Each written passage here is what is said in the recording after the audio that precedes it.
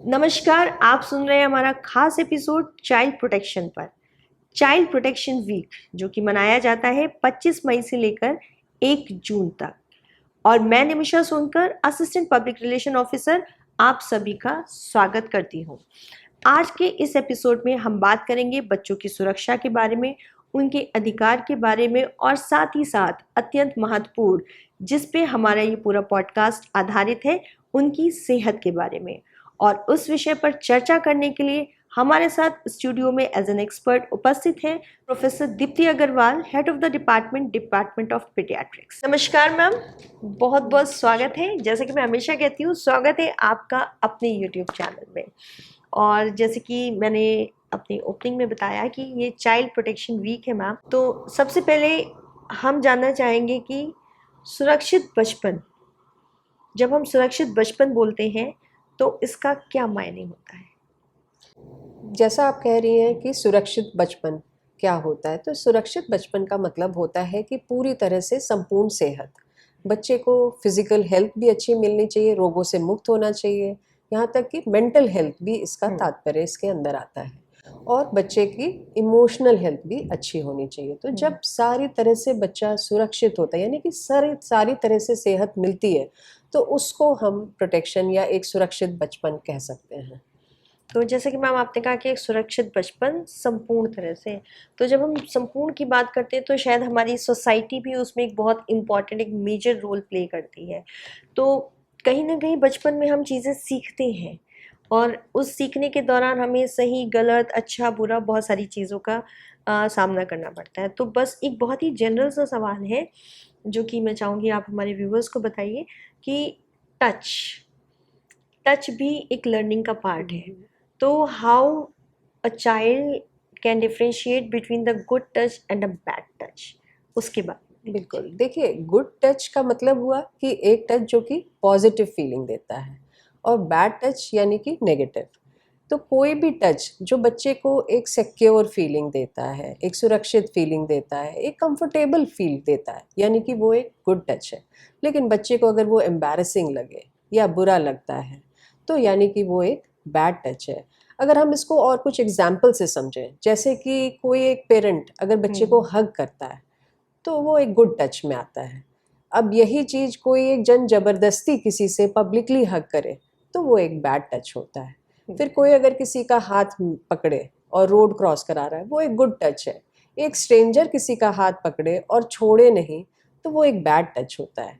यहाँ तक कि अगर जैसे प्राइवेट पार्ट्स को अगर कोई छूता है, तो वो बिल्कुल बैड टच में आता है। तो ये सारी चीज़ें बच्चे को पता होनी चाहिए कि हम किसे गुड टच समझ सकते हैं और किसे बैड टच समझ सकते हैं। मतलब किसी भी टच को फील करने के बाद उसके अंदर कैसी फीलिंग्स आ रही है, बिल्कुल, तो that makes you feel and you can define with yes, that कि what is good touch, whether it or is a good touch or whether it bad is a bad touch. Touch. Okay. और जैसा कि कहते हैं ma'am, पहला घर तो हमारा घर है बच्चे का, लेकिन दूसरा घर हमारी सोसाइटी है, हमारा समाज है। और उसमें भी द मोस्ट इम्पॉर्टेंट जो टाइम वो बच्चे बिताते हैं वो स्कूल में बिताते हैं मैम। तो जब हम बात करते हैं मैम सेफ्टी की, तो स्कूल में क्या मेजर्स होने चाहिए या स्कूल में सेफ्टी को कैसे देखना चाहिए, क्योंकि बहुत समय वो स्कूल में बिताते हैं बच्चे बिल्कुल, बिल्कुल सही बात है। जी जैसे स्कूल में आपने कहा कि बच्चे अधिकांश समय जी काफ़ी लंबा समय स्कूल में बिताते हैं, तो यहाँ पे स्कूलों का जो टीचर्स हैं, उनका बहुत महत्व है बच्चे को ये जानकारी देने में, या हम कहें तो सेक्सुअल एजुकेशन देने में, या गुड टच और बैड सेफ्टी टच को एजुकेशन लेकर सेफ्टी के एजुकेशन डिफरेंशिएट करने में।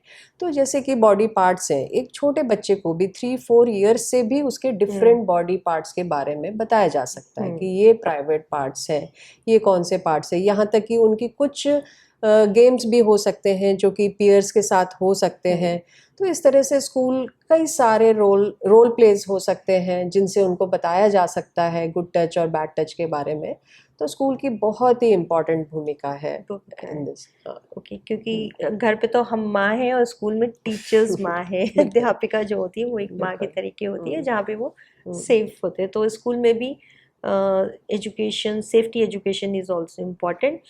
और जैसे कि ये हमारा पॉडकास्ट है मैम, जिसको मैं कहती हूँ सेहत से भरपूर पॉडकास्ट, तो यहाँ पे हम बातें सेहत की भी करते हैं।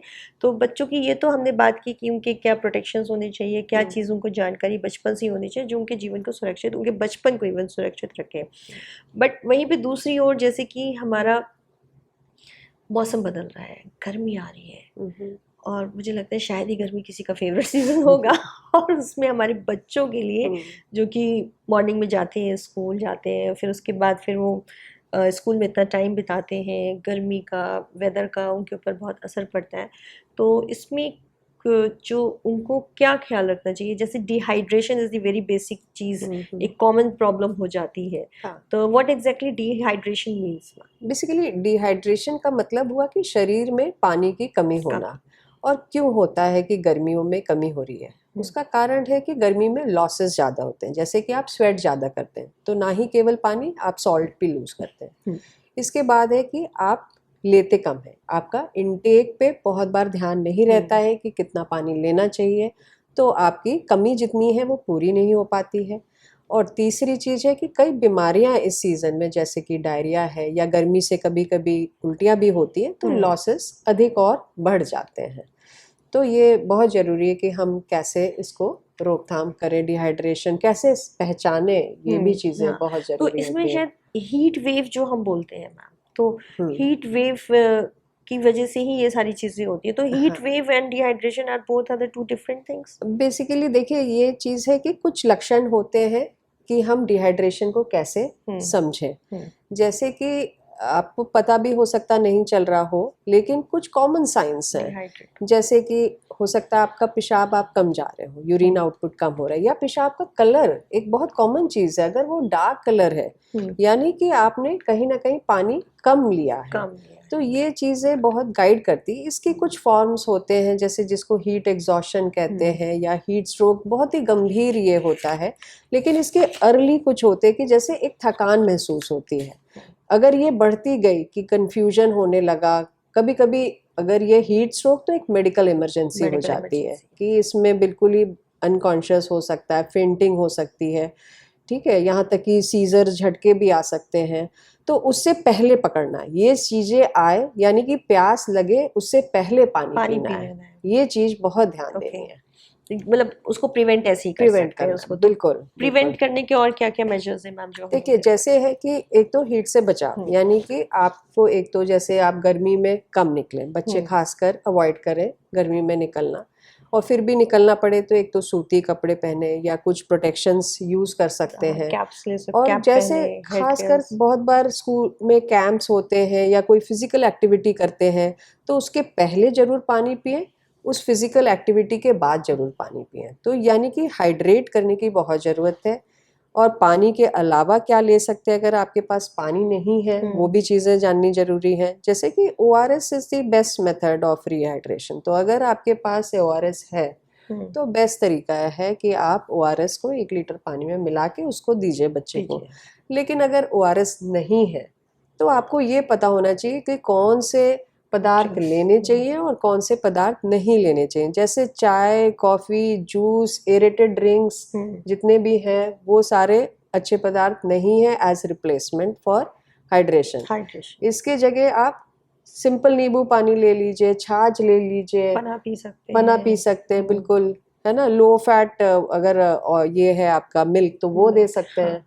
तो इस तरह की जो हेल्थ ड्रिंक्स आती हैं जिसमें होता है ना इंस्टेंट एनर्जी जो दे सकती हैं, तो और एनर्जी पाउडर्स आते हैं जो कि बच्चों को बोला जाता है या फिर दे सकते हैं, इसकी एडवर्टीजमेंट्स हम ज़्यादातर देखते हैं।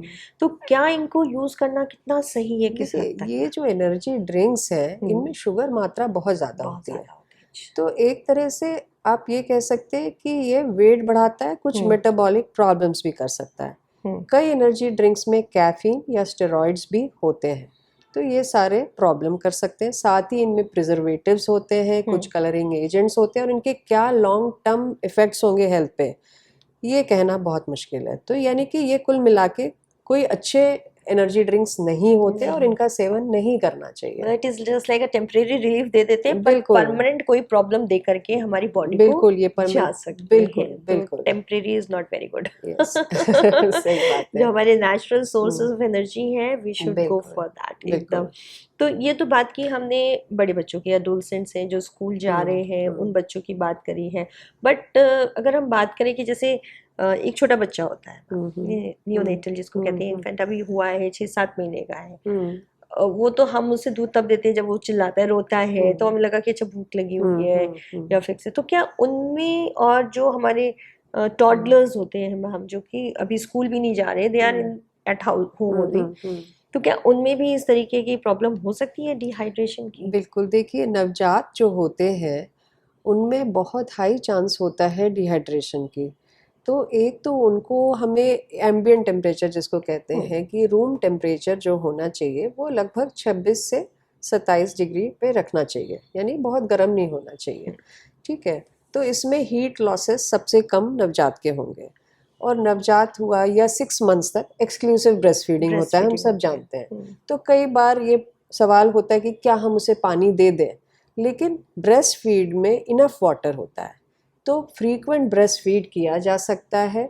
यहाँ तक कि नवजात में अगर डिहाइड्रेशन फीवर तक हो जाता है, यानी कि उसका टेम्परेचर बढ़ जाता है और वो बच्चा हो सकता है आपको लगे कि उसको इन्फेक्शन हो गया है, फीवर की तरह प्रेजेंट करता है, तो ये बहुत बार क्या होता है कि बच्चे को डिहाइड्रेशन फीवर हुआ होता है। और बहुत बार क्या होता है कि हम ज्यादा उसको कवर करके भी रखते हैं नवजात को। आपको लगता है कि वो छोटा है सर और ढक के आप रखो उसको उसका, पूरा पैर ढक के इतना रखो। ज्यादा कवर करते हैं। तो एक बहुत ही सिंपल तरीका है कि आप जितने कपड़े पहने हैं, मदर जितने कपड़े पहने, उससे बस एक लेयर अधिक बच्चे को पहनाने की जरूरत है, और वेदर के अप्रोप्रिएट पहनाइए। तो ये चीज जरूरी है। ये बहुत अच्छी बात बताई। मैं भी एक माँ हूँ, तो मुझे आज तक पता नहीं था। हम भी अपने बचपन में कि बड़े बुजुर्ग बोलते थे बच्चे को ढक के रखो, ठंड लग जाएगी। गर्मी में भी उसको डॉक्टर राउंड पे आए, उन्होंने बोला इतना क्यों ढक के रखा हुआ है, एंड वी वर लाइक कि किसको फॉलो करें, अपनी बड़े बुजुर्गों की एडवाइस को फॉलो करें कि डॉक्टर जो बोल के गया है।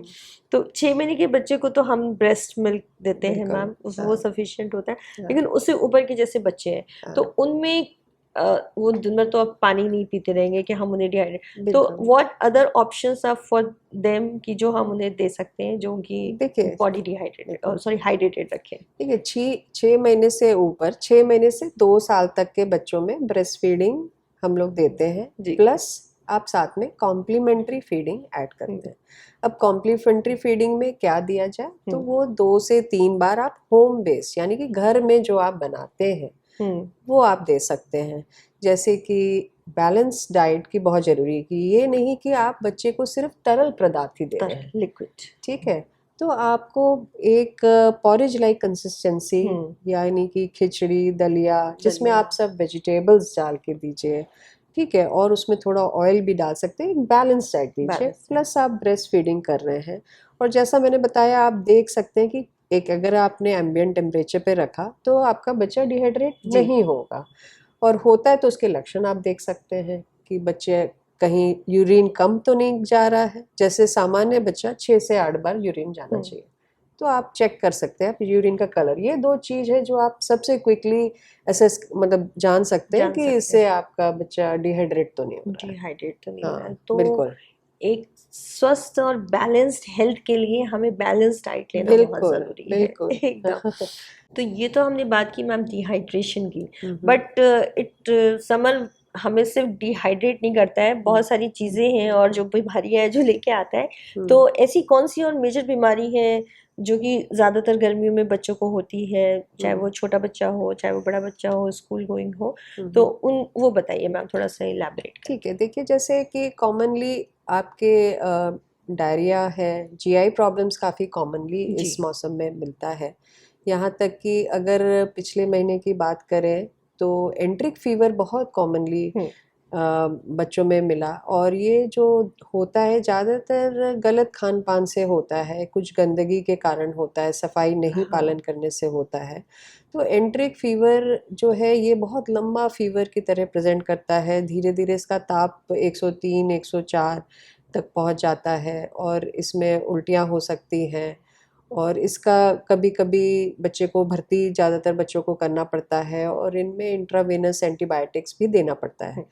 डायरिया भी बच्चों में बहुत कॉमनली इस सीज़न में मिलता है, जो कि प्रेजेंट करते हैं बहुत बार उल्टियों के साथ में, और बहुत बार आप देखेंगे 10 बार 20 बार भी पतली लेटरिन हो रही है, कभी हरी होती है, हाँ, कभी उनमें आंव जैसी आंव भी जैसा आती होता है, है, यहाँ सफेद तक कि सफेद कभी कभी दाग, ब्लड तक आ ब्लड जाता आ है जाता उनमें। है।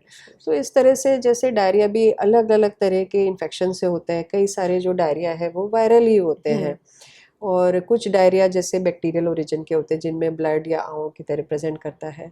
तो हर डायरिया का जो मेन बचाव है वो ओआरएस ही होता है, और साथ में जिंक दिया जाता है। अगर इसमें बैक्टीरियल कॉज होता है तब इनमें एंटीबायोटिक्स भी देना पड़ता है। मैम आपने बात जैसे ओआरएस की कि हाँ हाँ आपने पूरा बताया कि मतलब हाँ पानी के अलावा एक ओआरएस है, तो हाँ। ओआरएस हम किस एज से सेवन कर सकते हैं इसका, लाइक स्टार्टिंग से लेके मैक्सिमम एज क्या होती है मैम ओआरएस की? ओआरएस देखिए हर एज में ले सकते हैं। Good. ओआरएस ऐसी जैसे कि आप देखिए जैसे अदर इलनेस भी, जी। जैसे डेंगू होता है, हम्म। डेंगू में भी आप जानते हैं कि डिहाइड्रेशन बहुत कॉमन जी होता है, जी जी कि उसमें कैपिलरी लीक्स होता है। हम्म, तो डेंगू में भी एडवाइस रहता है कि आप ओआरएस लीजिए। जी ओआरएस में जैसे पानी के साथ में आपके इलेक्ट्रोलाइट्स भी मिल जाते हैं सही मात्रा में। अदर ड्रिंक्स में बहुत बार आपके इलेक्ट्रोलाइट्स या चीनी वो ज़्यादा मिलते हैं, वो चीनी तो ज्यादा। आपके शुगर हाई हो जाता है, तो दैट इज़ नॉट एडवाइसेबल। तो ओआरएस आपका बिल्कुल बैलेंस रहता है।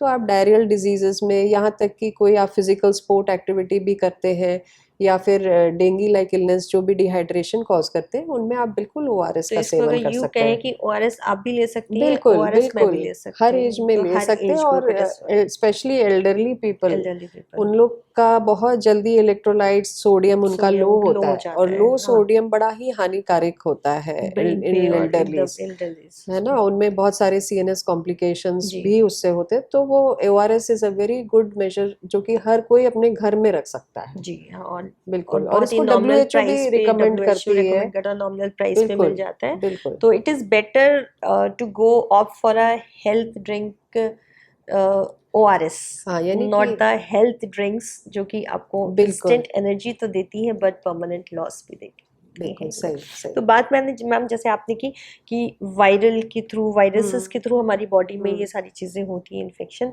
तो वहीं पे मैं पूछना चाहूंगी कि वैक्सीनेशन कितना कारगर होता है इन सारी बीमारियों की रोकथाम में? जैसे कि आप जानते हैं जो दोनों बीमारियों का मैंने नाम लिया, डायरिया में आप जानते हैं कि रोटा वायरस रोटावायरस वैक्सीन है। जी यहाँ तक कि जो रोटा वैक अपने इम्यूनाइजेशन प्रोग्राम जी में लगता है, ये इंडिया में ही निर्मित है। हम्म और इसकी बच्चा जब इन्फेंट रहता है तो इसकी 3 खुराक ओरल डोज में दी जाती है, और इसकी लगभग 80% एफिकेसी रहती है। और ये बहुत सारे देखिए वायरस जो है रोटा वायरस, उसको ये प्रिवेंट कर ले जाता है। तो ये काफ़ी एक यूटिलिटी का फॉर डायरियल डिजीजेस है, और ये गवर्नमेंट के प्रोग्राम में भी है।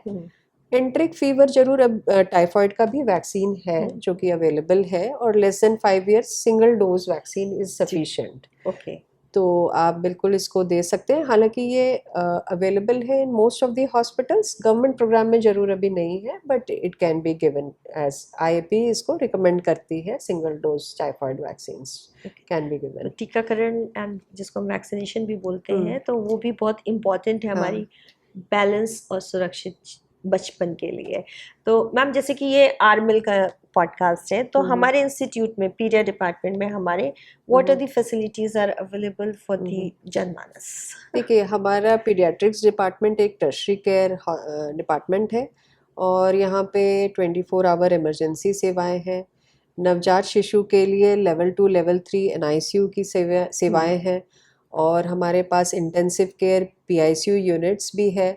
यहाँ तक कि हमारे पास एक एनआरसी है, न्यूट्रिशनल रिहैबिलिटेशन यूनिट है, और हमारा एक गैस्ट्रो डिवीज़न भी पूरा चलता है जिसमें एंडोस्कोपी की सुविधाएं हैं।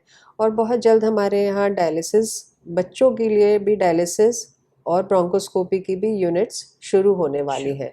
यहाँ तक कि हमारे यहाँ कुछ स्पेशलिटी क्लिनिक्स भी चलती हैं, जैसे कि एज़मा क्लिनिक चलती है, एंडोक्रिनोलॉजी चलती है, इन्फेक्शियस डिजीज़ की भी चलती है, और वैक्सीनेशन संडे भी लगता है। संडे को भी वैक्सीनेशन संडे होता है को भी हमारा, लगता तो है, उसका हाँ। कोई टाइमिंग है किसी बच्चे संडे मॉर्निंग आवर्स में 9 से 2 के बीच में 9 लगता से है। 2 के बीच में हाँ। सिर्फ आप जा सकते हैं जा डायरेक्टली सकते जाकर के हैं, अपना कार्ड रजिस्टर दिखाना करा है? के आपका अच्छा 1 रुपए का पर्चा बनता जी है, जी और जी आपको जी वैक्सीन मिल जाएगी। तो under one roof all the facilities, Yes. maximum all the facilities are available, and और अपकमिंग भी है फैसिलिटीज जो Upcoming, कि आ बिल्कुल। जाएंगी। तो एक बहुत ही सुपर स्मार्ट सा सेंटर है हमारा पीडियाट्रिक डिपार्टमेंट, और बहुत सारी फैसिलिटीज़ हैं। तो ये हमारा इंस्टीट्यूट का पॉडकास्ट चैनल है मैम, और आपके भी पेशेंट्स रहते हैं, ढेर सारे आते हैं। मतलब मैं तो चाहूँगी हमारा बचपन सुरक्षित रहे, हमारी आने वाली जनरेशन सुरक्षित रहे, स्वस्थ रहे। और तो एक रिक्वेस्ट आपकी तरफ से, आपके फैन फॉलोइंग से, और जो भी हमारी ऑडियंस है उनसे, कि हमारे इस पॉडकास्ट चैनल को, मतलब यूट्यूब चैनल को, जिसमें हम ये हेल्दी पॉडकास्ट हम उनको दिखाते हैं, और उसको लाइक करें, शेयर करें और सब्सक्राइब करें मैम। ये रिक्वेस्ट आप एक हमारी ऑडियंस से कर दें। ओके, तो मैं बहुत बहुत रिक्वेस्ट करना चाहूँगी RML परिवार की तरफ से कि आप इस चैनल को लाइक करें, सब्सक्राइब करें, और इस प्रोग्राम को ज़्यादा से ज़्यादा शेयर करें लोगों को, जिससे ज़्यादा से ज़्यादा जानकारी लोगों तक बिल्कुल लोगों को मिले, भी पता चले, और ये एक बहुत यूज़फुल जानकारी है। तो ये थी प्रोफेसर दीप्ति अग्रवाल जी, जिन्होंने हमें एक बहुत ही महत्वपूर्ण विषय चाइल्ड प्रोटेक्शन पर बहुत ही महत्वपूर्ण जानकारियाँ दी, और कैसे हम बचपन को सुरक्षित और सेहत से भरा रख सकते हैं उस पर अपने विचार साझा किए। चाइल्ड प्रोटेक्शन वीक यह सिर्फ कुछ दिनों की जागरूकता नहीं है, बल्कि हर दिन निभाई जाने वाली एक जिम्मेदारी है, क्योंकि सुरक्षित बचपन ही मजबूत भविष्य का निर्माण करता है। तो हमारे साथ जुड़े रहने के लिए आप सभी का बहुत बहुत धन्यवाद।